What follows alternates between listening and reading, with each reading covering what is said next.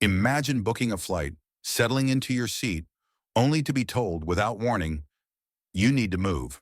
Not because of an emergency, not because of a mistake, but because someone more important wanted your spot. Would you fight back, or would you stay silent? What started as a routine flight for one nurse turned into a moment that exposed a much bigger truth about privilege, bias, and who really gets to take up space. And when her story went public, the entire system was forced to pay attention. Would you have done the same in her shoes? Let's get into it. Before we dive in, let us know.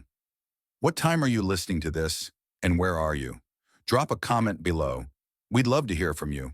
The hum of fluorescent lights overhead was a familiar soundtrack to Miriam Brooks's life. She moved through the halls of Fairview Memorial Hospital with practiced efficiency, her tired feet carrying her through the final stretch of a 14-hour shift.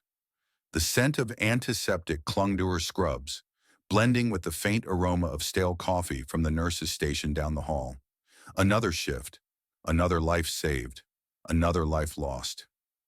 Miriam exhaled slowly as she glanced at the clock on the wall. 8:47 p.m. Almost there.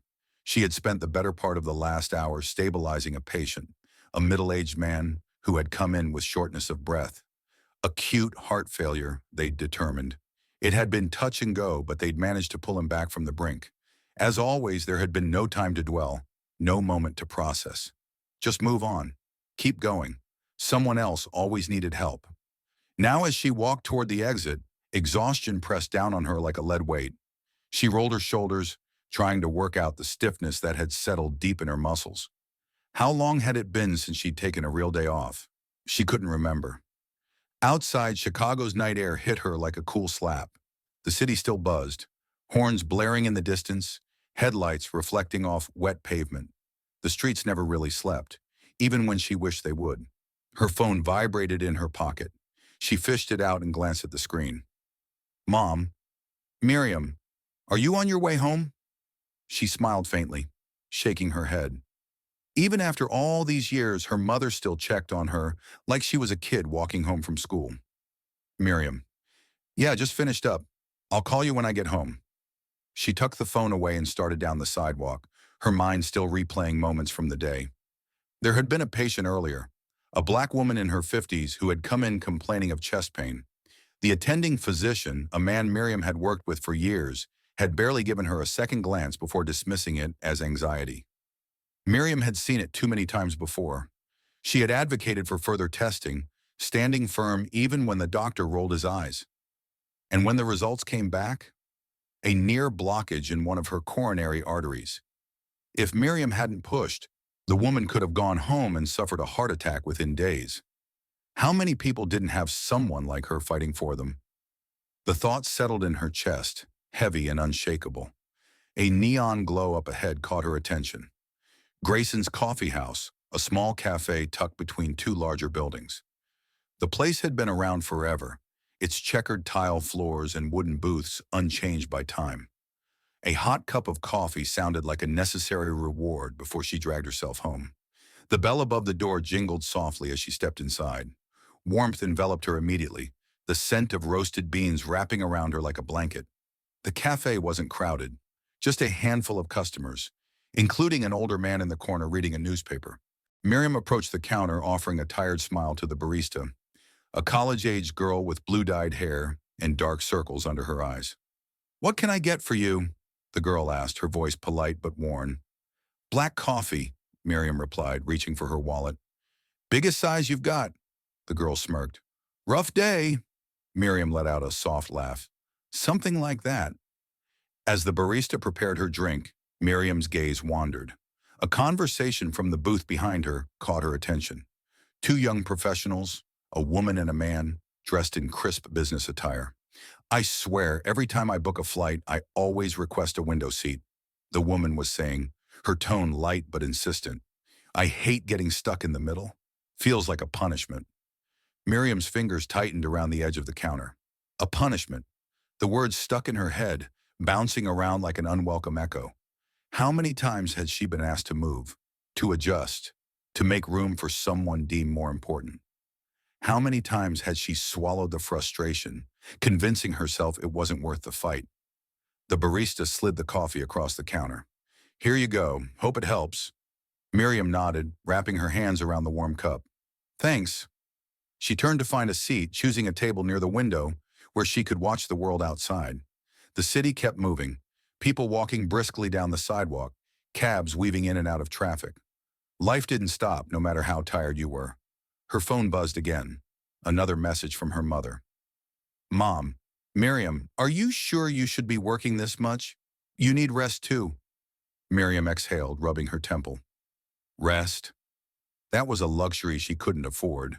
Not when there were so many people falling through the cracks. She glanced at her email, scanning the unread messages until one caught her eye. Subject, flight confirmation, Chicago to Atlanta. A reminder, she was flying out tomorrow for a hospital-related trip. It wasn't anything special, just standard patient transport, but suddenly it felt significant. Miriam took a slow sip of coffee, letting the bitterness settle on her tongue. Maybe this trip would be different. Maybe it was time to stop ignoring the nagging feeling that things had to change. She didn't know what was waiting for her on the other side of that flight, but one thing was certain. She was done sitting quietly. As she stepped back onto the street, the night wind carried away some of the exhaustion, replacing it with something else, something close to resolve. The morning air in Chicago had a crisp edge to it, biting against Miriam's skin as she stepped out of her apartment and onto the quiet street. She pulled her coat tighter around her body, adjusting the strap of her bag over her shoulder. The city was already alive, cars honking in the distance, commuters clutching their coffee cups as they hurried toward the train station. For Miriam, today wasn't just another day. She could feel it in her bones, that unshakable sense that something was about to shift. She boarded the bus toward O'Hare International Airport, settling into a seat near the window. As the city blurred past, she let her mind wander, going over the details of her trip. A standard hospital transfer. Nothing complicated, nothing out of the ordinary. Just a flight to Atlanta, a patient to check on, and then back to the usual routine. But deep down, she knew this wasn't just about the trip. Her thoughts drifted back to last night, the conversation in the cafe, the way her stomach had twisted at those words. It wasn't that the woman in the cafe had meant any harm, but that was the problem, wasn't it? The most insidious forms of privilege weren't always malicious. They were casual, thoughtless, unchallenged. She sighed and reached for her phone, pulling up the last message from her mother. Mom, Miriam, are you sure you should be working this much? You need rest too. She hesitated before replying. Miriam, I'll be fine, Mom. Just a quick trip. I'll call you when I land. The bus slowed as they reached the airport terminal. With one final glance at her screen, Miriam slid the phone into her pocket and stepped off, heading straight for security. Inside, the terminal was its usual chaotic self. Business travelers rushing through with rolling suitcases, families juggling strollers and snack bags, flight attendants moving in perfect sync with one another.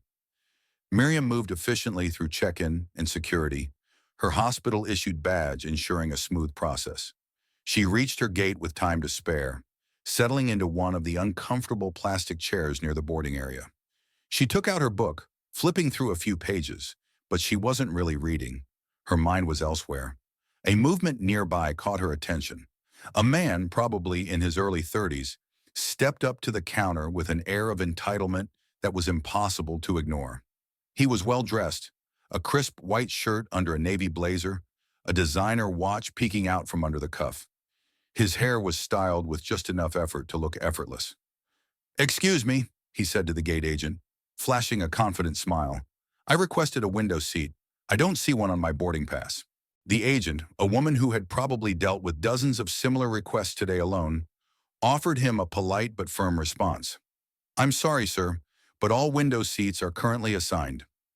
The man, Brandon Lockwood, as his luggage tag revealed, let out a breath, shaking his head like this was the biggest inconvenience of his life. "Well, surely there's something you can do," he pressed, his tone smooth, expectant. The gate agent hesitated for a fraction of a second before nodding. "I'll check and see if there are any last-minute seat changes available." Miriam already knew how this was going to go. She had seen it before.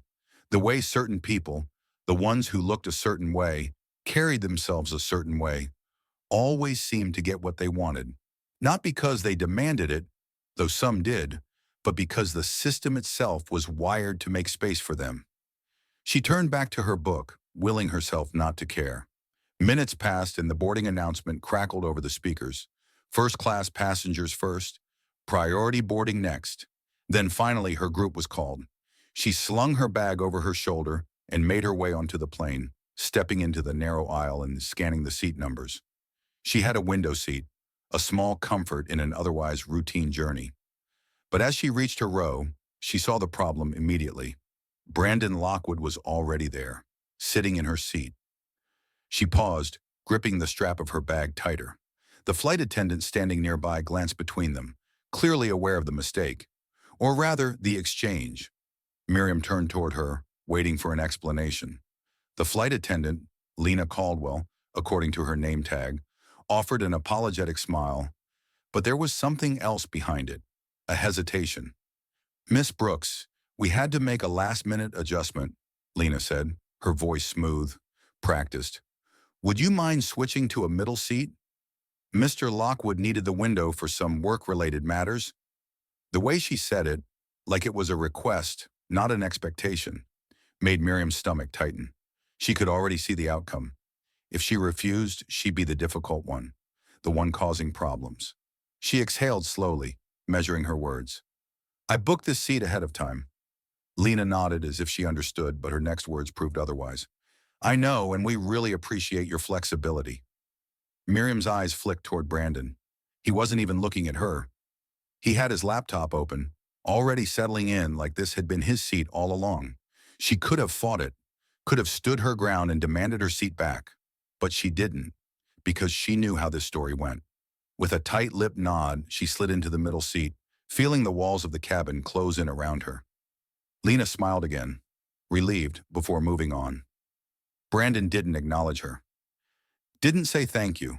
He just adjusted his screen and continued his work. Miriam clenched her jaw.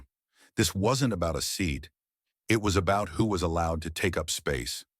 As the plane taxied down the runway, she stared straight ahead, her hands clenched in her lap. She had let it happen. She had let them push her aside. But something in her shifted. Maybe she had gone along with it today, but this would be the last time. As the plane lifted into the sky, Miriam made a quiet promise to herself. Next time, she wouldn't just take whatever they gave her. The hum of the airplane engine filled the cabin, a steady, unchanging sound that should have been soothing. But for Miriam, it wasn't. It was suffocating.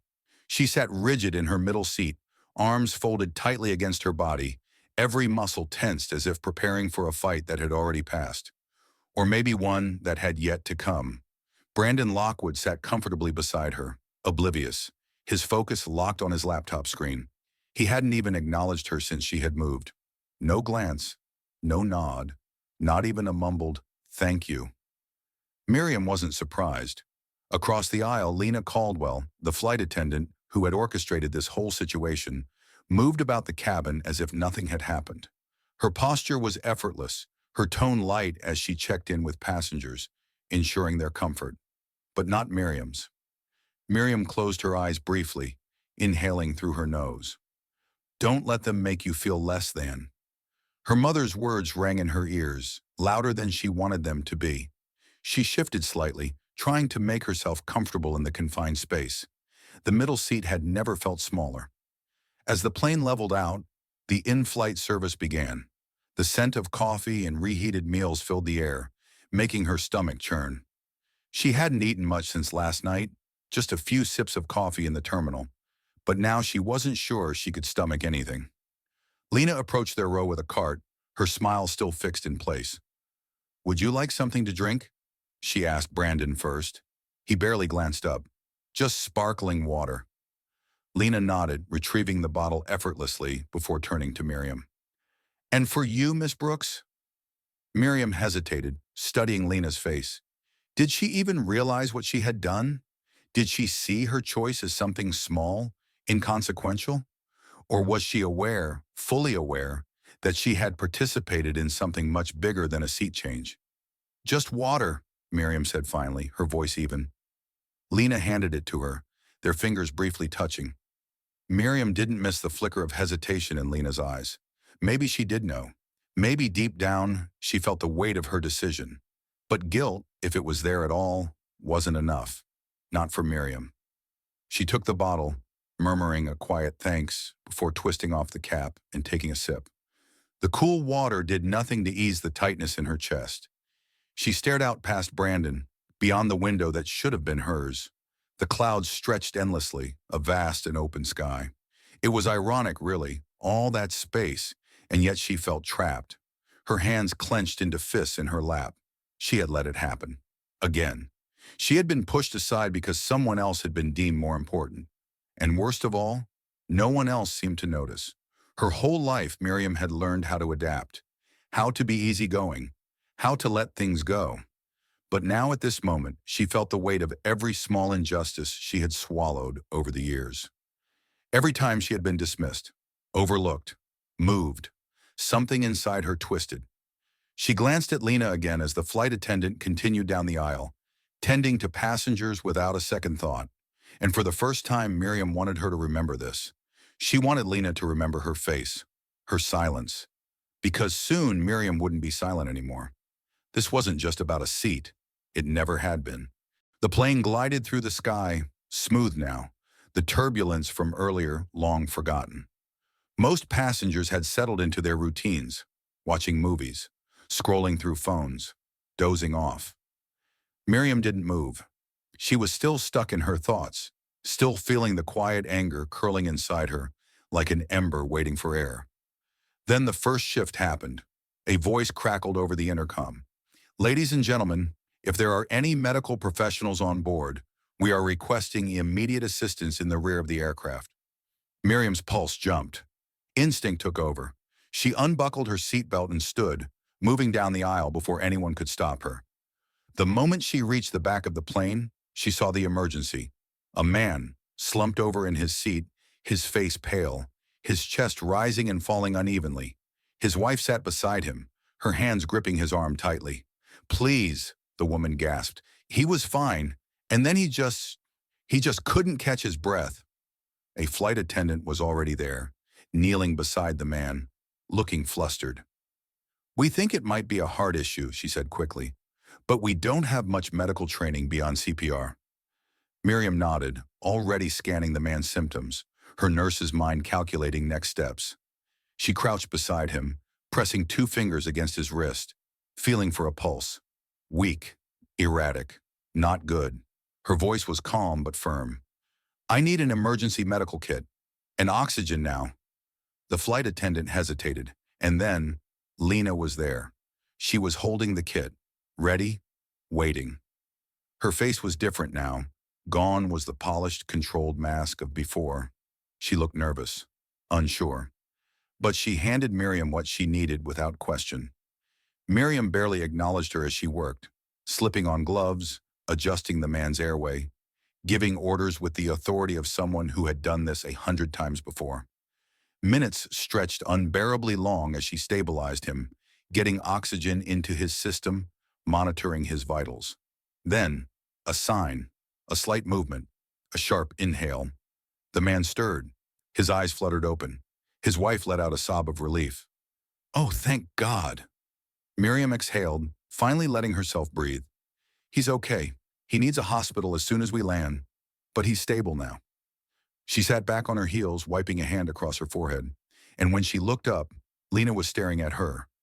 For the first time, Lena looked truly aware of who Miriam was. Not just another passenger, not just someone she could shift aside without a second thought, but someone who mattered, someone who saved lives. The realization was there, clear in Lena's face, and Miriam saw it. She didn't say anything as she stood, nodding to the flight attendants before making her way back to her seat. She had done what she came to do, but as she sat down, as she stared out the window that should have been hers, she couldn't help but wonder, would Lena remember this moment? And if she did, would it change anything? Because Miriam was beginning to realize something. She had spent her life making room for others. Maybe it was time to take up space of her own. Miriam settled into her seat, her hands still slightly trembling from the adrenaline rush of the past few minutes.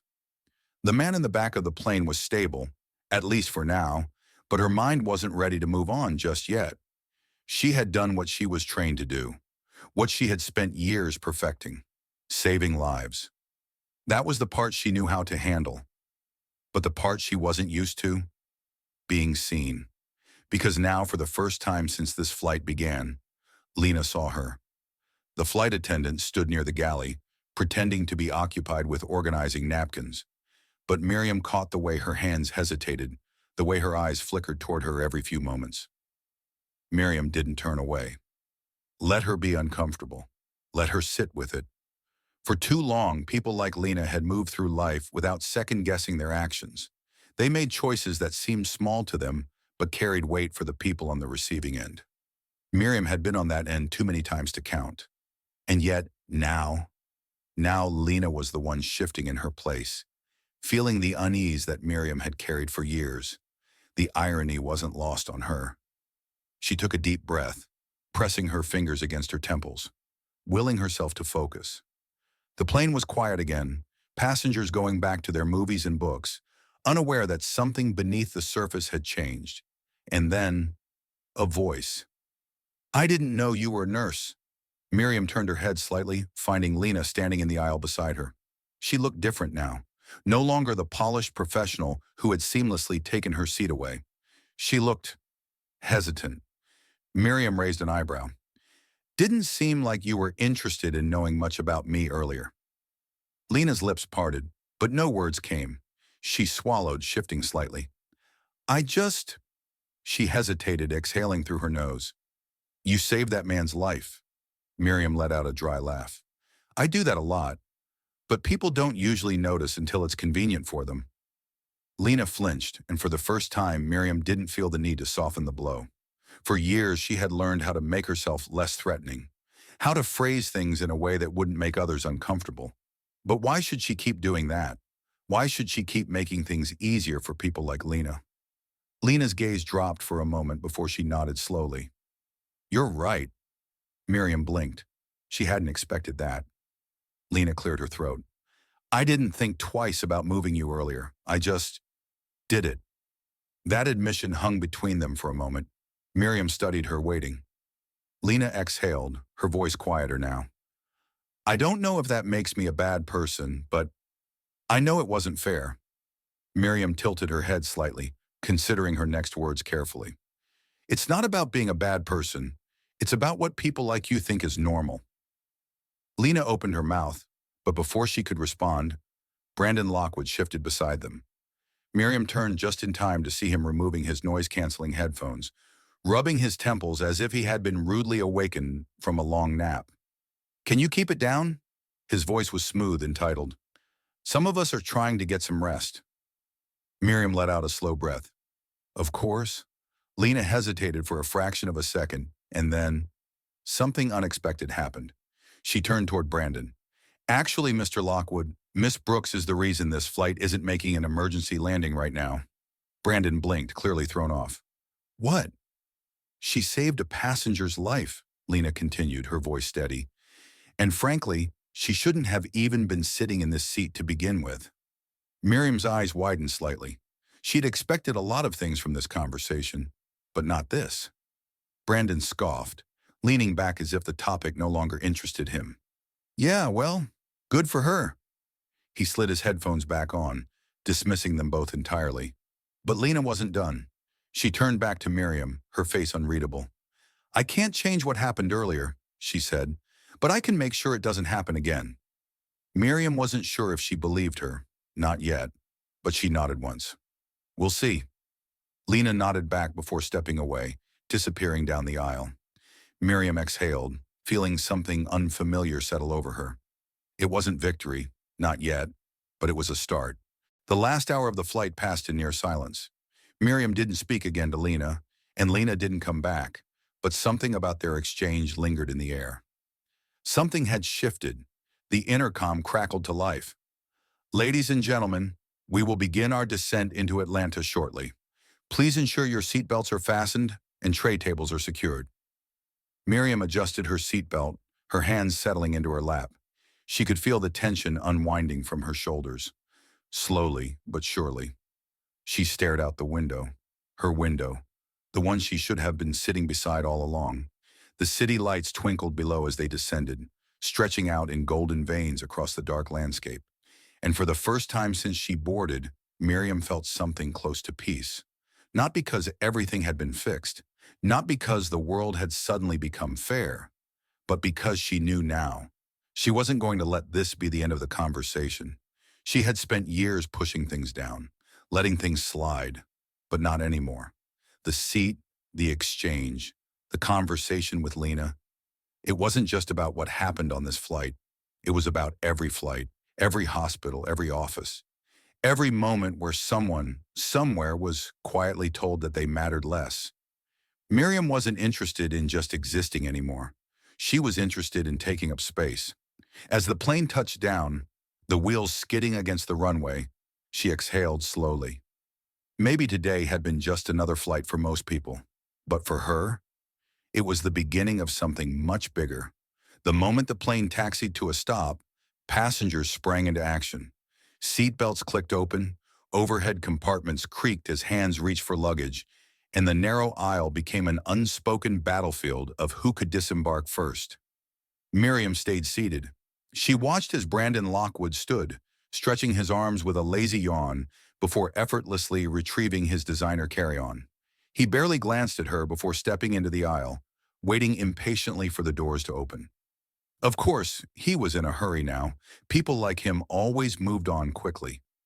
Lena was further up, speaking with another flight attendant, her body angled slightly as if she was aware of Miriam's presence, but unsure whether to acknowledge it. Miriam exhaled, pressing her fingers against her temple for a brief moment before reaching under the seat for her own bag. No rush. She had spent years moving aside for others. She could afford to take her time now. As the line shuffled forward, Lena turned slightly, catching Miriam's gaze. It wasn't much, just a flicker of something, a quiet acknowledgement. Miriam didn't nod, didn't give any indication that the moment had weight, because she wasn't sure if it did. Words were easy. Change was harder. As the line moved, she stepped into the aisle, adjusting the strap on her bag. The plane doors opened, and the humid Georgia air hit her immediately. One step forward, then another. She was off the plane now, but she wasn't leaving everything behind. Some things she was taking with her. The airport was its usual mess of travelers, families juggling luggage, business people walking with purpose, the occasional tired soul slumped in a chair near a charging station. Miriam navigated through the chaos with ease, heading toward the exit. She had been to Atlanta before, but today felt different. As she walked, her phone buzzed in her pocket. Mom. Just landed. Call me when you can. She smiled softly, already picturing her mother waiting by the phone, anticipating a full report of the trip before Miriam had even left the terminal. Her fingers hovered over the screen, about to type out a quick response, when she heard a voice behind her. Miss Brooks. She didn't have to turn to know who it was. Lena stood a few steps away, still in uniform, still composed. But there was something different now. The way she held herself, the slight crease in her forehead, the way her fingers twisted together before she quickly caught herself. Miriam slid her phone back into her pocket and faced her. What is it? Lena hesitated, then exhaled. I wanted to say I'm sorry. The words hung in the air between them. Miriam studied her. For what exactly? Lena swallowed. For assuming, for dismissing you, for moving you without thinking twice about it. I don't know if that means anything, but I wanted you to hear it from me. Miriam tilted her head slightly, considering her. And? Lena blinked. And? Miriam crossed her arms. What happens next? You say you're sorry, and then what? You move on? Make sure you never do it again? Lena's jaw tightened, and for a brief moment, Miriam saw it. The discomfort, the guilt, the realization that a single apology wouldn't erase the system she had upheld. Lena looked down. I don't know. Miriam sighed, shifting her bag on her shoulder. That's the difference between you and me, Lena. I don't get to not know. I have to live with this. Every day. Lena looked up, something flickering in her expression. Understanding. Miriam could have left it at that, could have turned and walked away, let Lena sit with her guilt. But something stopped her. Look, she said softer this time, I don't need an apology. I need people like you to start noticing things before they happen, not after. Lena nodded slowly. I will. Miriam let the silence linger for a beat longer before exhaling. Good. Without another word, she turned, stepping toward the exit. This time, she didn't move aside for anyone. The ride from the airport was quiet. Miriam sat in the back of the cab, staring out at the passing city streets, the buildings bathed in the soft glow of streetlights. Atlanta was different from Chicago, warmer, slower, but still humming with movement. Her phone buzzed again. Mom, are you still ignoring me? Miriam chuckled before tapping out a response. Miriam, not ignoring, just thinking. I'll call soon. She leaned her head back against the seat, letting the exhaustion settle in. The weight of the flight, of Lena's apology, of everything that had been simmering inside her for years, it was still there. But it didn't feel quite as heavy anymore. She had always known things needed to change. She had spent years watching it, feeling it, knowing it. But for the first time, she was considering what came next. What did it mean to challenge the system? What did it mean to push back instead of simply enduring? The thought made her pulse quicken. She wasn't naive. She knew that one moment, one confrontation, one interaction wouldn't shift the scales overnight. But wasn't that how change always started? With one person deciding they weren't going to let things slide anymore? Her mind drifted back to the hospital, to the ways she had fought in quieter ways, pushing for patients to be heard, advocating when no one else did. Maybe it was time to stop fighting in the shadows. Maybe it was time to make some noise. As the cab pulled up to her hotel, she took a deep breath and reached for her phone again. She had someone to call, and she had plans to make. Because this was just the beginning. Miriam sat on the edge of her hotel bed, phone pressed to her ear, her free hand tapping against her knee. The room was quiet except for the faint hum of the air conditioner, the distant murmur of traffic outside. Her mother picked up on the second ring. Miriam, finally. I was starting to think you forgot about me. Miriam let out a soft chuckle. I could never. Her mother sighed, the sound crackling slightly through the speaker. How was the flight? No trouble, I hope? Miriam hesitated. She thought about brushing it off, keeping things simple. But for the first time, she didn't want to. She wanted to talk about it. There was, a situation, she admitted. Her mother's voice sharpened immediately. What kind of situation? Miriam exhaled, shifting against the pillows. A flight attendant asked me to move to a different seat for a white man who wanted the window. Silence. Then, her mother's voice, quiet but firm. And you let them? Miriam closed her eyes. I did. A pause, then a sigh. Baby, I thought I raised you better than that. Miriam let out a bitter laugh. You did. But you also raised me to pick my battles. Her mother didn't respond right away. And then, finally, maybe it's time to stop picking.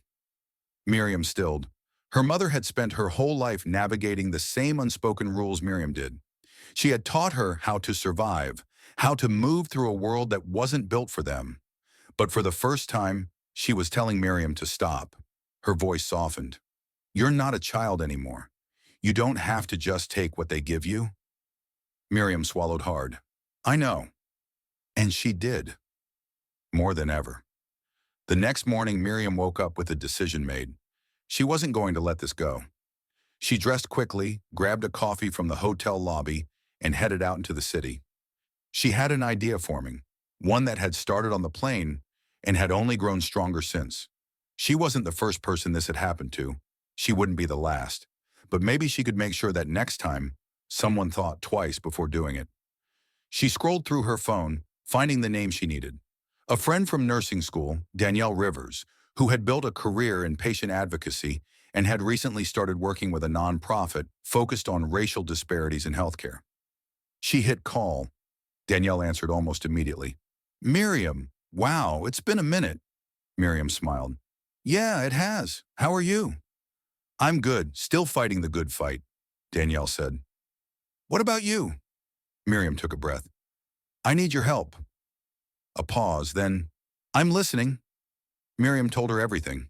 About the seat, about the flight, about Lena's last-minute apology, about the way she had spent years letting things slide, convincing herself it wasn't worth the fight.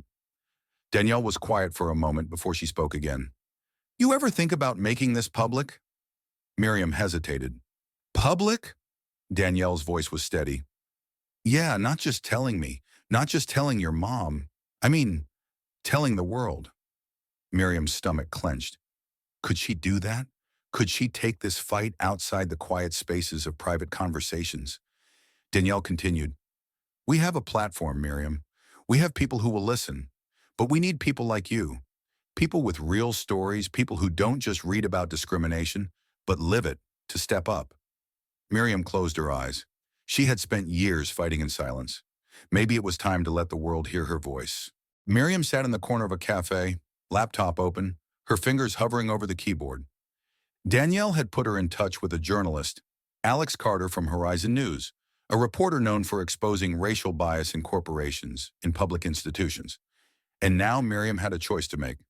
The email draft was simple. Subject, a story you might want to hear. Mr. Carter, my name is Miriam Brooks. I am a registered nurse, and I recently experienced a situation on a flight that I believe speaks to a larger issue of bias in how people of color are treated. Not just in healthcare, but in everyday situations. I have seen these patterns my entire life, but this time, I don't want to let it pass without speaking up. If you're interested in hearing more, I'd be happy to share my story. Sincerely, Miriam Brooks. Her finger hovered over the send button.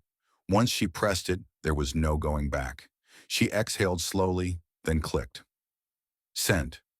She stared at the screen for a moment, then took a sip of her coffee, forcing herself to focus on the here and now. It might take days to get a response. Maybe longer. Maybe nothing would come of it. Or maybe, just maybe, this was the start of something bigger than herself. Her phone buzzed. A new email. From Alex Carter. Subject, let's talk. Miriam's pulse quickened. She had taken the first step. Now she just had to keep walking. Miriam stared at the email for a long moment, her coffee growing cold in her hands. Let's talk. Two words that carried the weight of everything she had been wrestling with. She had expected to wait days, maybe weeks, before hearing back. But Alex Carter hadn't hesitated. That meant something. It meant her story wasn't just another minor inconvenience. It was bigger. Taking a slow breath, she clicked the message open. Ms. Brooks, thank you for reaching out. Your story sounds like something we should be talking about. If you're open to it, I'd like to set up a call to discuss more details. Let me know when you're available. Best, Alex Carter, investigative reporter, Horizon News. Miriam inhaled sharply. This was real. She wasn't just venting to a friend or telling her mother about yet another moment of injustice. She was stepping into something she couldn't take back. Her fingers hovered over the keyboard before she typed out a response. Mr. Carter, thank you for your quick response. I'd be happy to discuss further.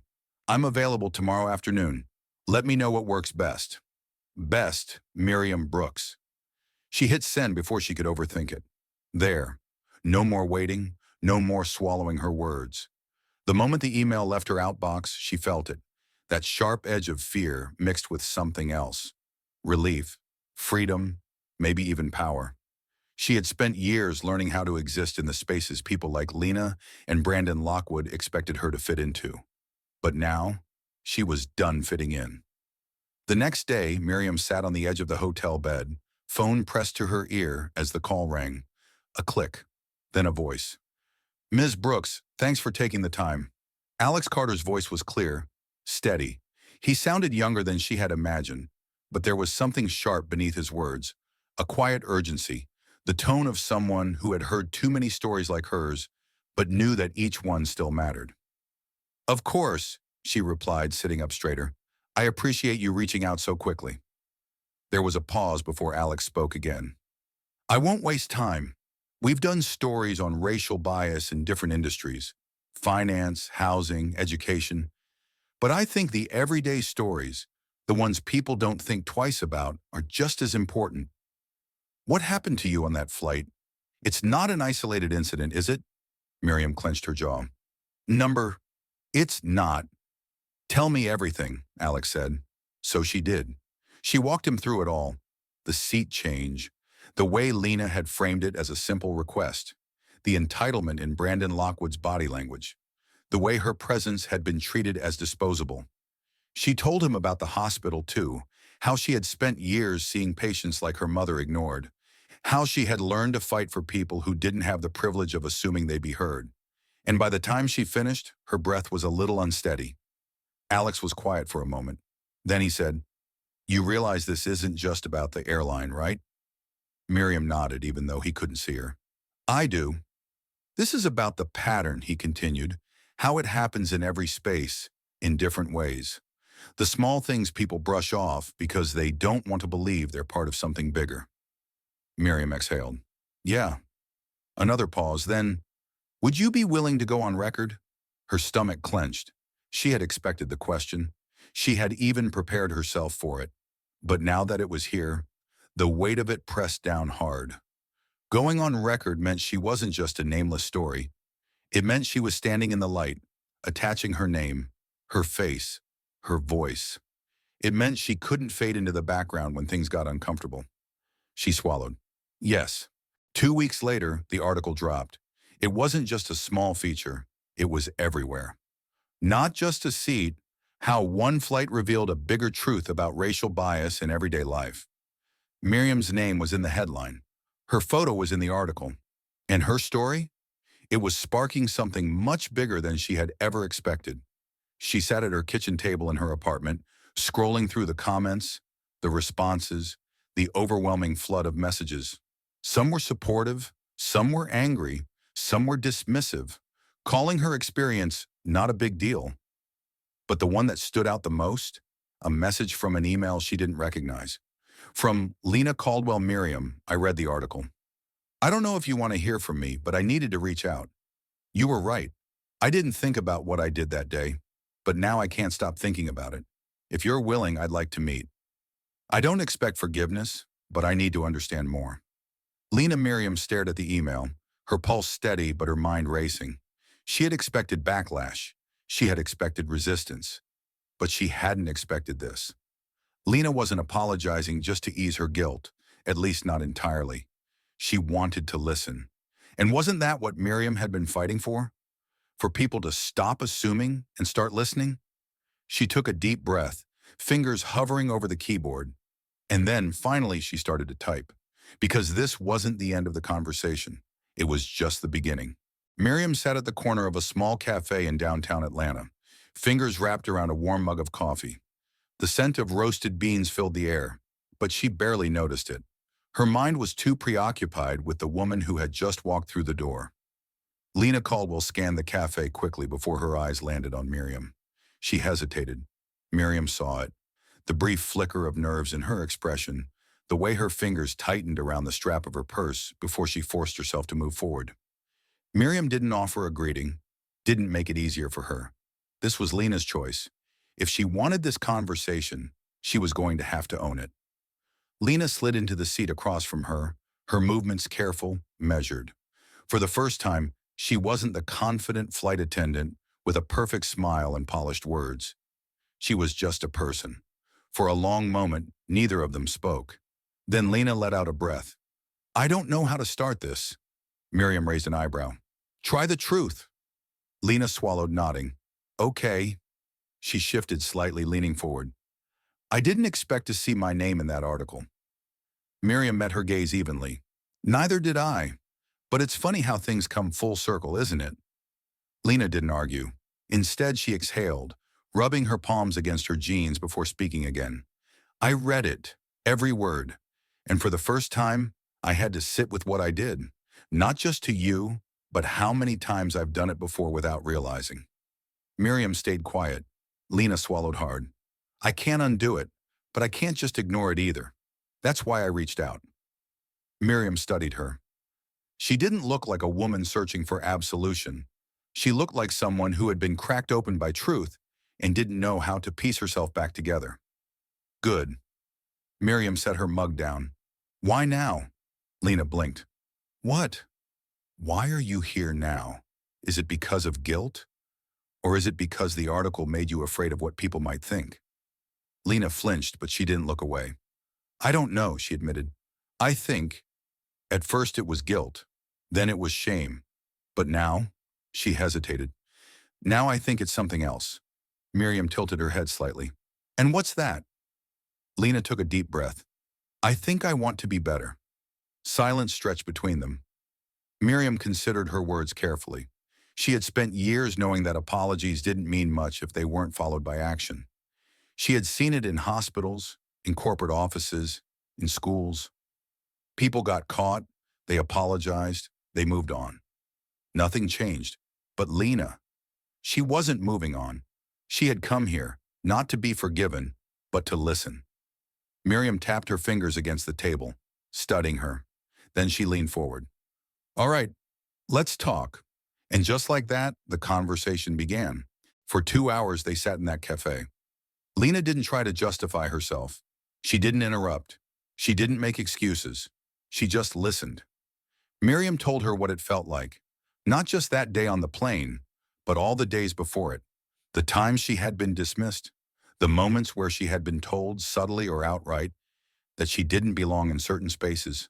She spoke about the exhaustion of always having to advocate for herself, for her patients, for people who looked like her. Lena listened, and when she finally spoke, her voice was raw. I never thought about it, she admitted. Not once.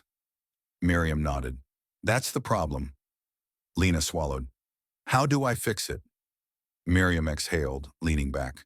You don't, Lena frowned. You can't fix what's already been done, Miriam continued. But you can change what happens next. Lena's jaw tightened. How? Miriam held her gaze. By making sure you never do it again, and by calling it out when you see it happen to someone else. Lena nodded slowly. Miriam studied her. Are you ready for that? Lena didn't hesitate. Yes. Miriam took another sip of her coffee, feeling something shift. Maybe Lena would change. Maybe she wouldn't. But for the first time, she had chosen to sit in the discomfort, and that was a start. As they stood to leave, Lena hesitated. Thank you, she said. Miriam considered her, then nodded once. Don't thank me yet, she said. Let's see what you do next. Lena didn't argue. She just nodded and walked away. Miriam watched her go, then turned toward the exit. She had spent years waiting for people like Lena to change. Now she was done waiting. She was going to make them. Because this wasn't just about her anymore. It never had been. The cafe door swung shut behind Miriam as she stepped out into the warm Atlanta air. The sky had shifted to a deep orange hue, the sun dipping below the skyline. She inhaled deeply, letting the weight of the conversation settle over her. She had spoken her truth. She had made Lena sit with it. But now the real question was, what came next? Her phone buzzed in her pocket. A notification. Miriam pulled it out and her breath caught. Horizon News had just published a follow-up to Alex Carter's article. The Aftermath, How One Story is Changing the Conversation Around Everyday Bias. Miriam's fingers hovered over the screen before she tapped the link. The article wasn't just about her anymore. It had expanded. It featured emails from other passengers who had read her story and started speaking up about their own experiences. People of color who had been told to move, who had been treated as afterthoughts. Nurses, doctors, flight attendants, people across industries who had sent in their own versions of her story. It wasn't just her story anymore. It was theirs. Miriam swallowed hard. The ripple effect had begun. Her phone buzzed again. A new email. From Atlantic Air Public Relations subject. Statement request. She blinked. Statement? She opened the email. Dear Ms. Brooks, we have been made aware of the recent article regarding your experience aboard our flight. Atlantic Air takes concerns of bias very seriously, and we would like to extend an opportunity to discuss this matter with you directly. We are in the process of reviewing our internal policies and would appreciate the chance to speak with you about your experience and how we can improve our approach moving forward. Please let us know if you are open to a conversation. Sincerely, Michael Donovan, VP of Customer Relations, Atlantic Air. Miriam exhaled slowly, reading the email twice. They wanted to talk. She had expected backlash. She had expected resistance. She hadn't expected them to reach out first. She wasn't naive. She knew companies only acted when their image was at stake. But if they were reaching out, it meant they felt the pressure. And that meant they were listening. Her mind raced. She could ignore it. She didn't owe them anything. Or she could take the seat at the table and make sure this conversation didn't just end with a hollow PR statement. She looked up, watching the city lights flicker on one by one. She had a choice to make. And this time, she wasn't going to let someone else make it for her. 1 week later, Miriam sat in a sleek corporate conference room, a cup of coffee untouched in front of her. Across from her, Michael Donovan, a middle-aged man in an expensive suit, his expression carefully neutral, sat with a notepad. Next to him, a team of executives from Atlantic Air, their faces tight with forced professionalism. They had called this meeting. She was here on her terms. She leaned forward, clasping her hands together. "I'll be honest," she said. "I don't care about a PR apology." A few of the executives shifted uncomfortably. "I care about real change," she continued, "and I don't think that's what this is about." Michael cleared his throat. "Ms. Brooks, I assure you, No," Miriam interrupted, her voice steady. "I don't want assurances. I want action." Silence. She let them sit in it. Michael Donovan folded his hands on the table. "What do you propose?" Miriam took a breath. She had thought long and hard about what she wanted from this. Now she was going to make sure they heard her. "Training," she said. "Not the performative, check-the-box kind. Real training. For your crew, for your ground staff, for anyone who makes decisions that affect passengers." A few executives exchanged glances. She continued. "And I want transparency. I want a review of how seating requests are handled. I want accountability for employees who push bias under the rug." She met Michael's gaze. "And I want your commitment, on record, that Atlantic Air is going to take this seriously." Another long pause. Michael exhaled. "That's a lot." Miriam didn't blink. "So is the problem." A beat. Then Michael nodded slowly. "Let's discuss next steps." Miriam sat back in her chair, her heartbeat steady. For the first time, she wasn't just fighting for herself. She was fighting for everyone who had ever been told to move. She wasn't here to ask for a seat anymore. She was taking it, and she wasn't leaving anytime soon. This was just the beginning. At the end of the day, this story isn't just about one flight, one seat, or one person. It's about the silent moments of injustice that happen every day. Moments that too often go unnoticed, unchallenged, and unchanged. But what if we stopped letting them slide? What if we started taking up the space we deserve? Miriam's story proves one thing. Change doesn't start when people in power decide it's time. It starts when the people who've been overlooked refuse to be ignored any longer. So let's talk. Have you ever been in a situation where you felt pushed aside? What did you do?